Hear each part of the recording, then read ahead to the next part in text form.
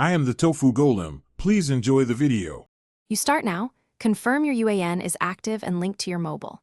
Next, prepare PAN and bank details. A canceled check or passbook photo must clearly show name, account number, and IFSC. Once done, log into the UAN member portal at Unified Portal Mem with your UAN and password. From the dashboard, open the Profile or KYC section. You will select PAN and bank as KYC documents.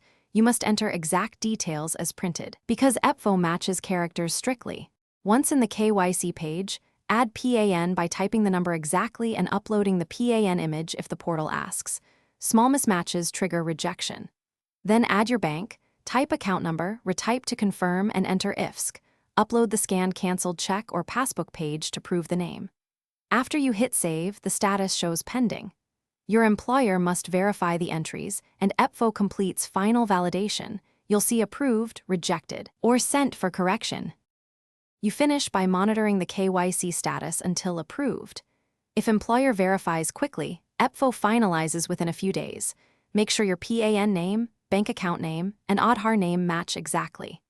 If rejected, correct the precise text. Do not change formatting randomly and re-upload. If status remains pending beyond 7 working days, contact your employer's HR or use the EPFO grievance portal. Keep screenshots and document timestamps to expedite resolution. Thanks for watching. Consider subscribing if we helped you today.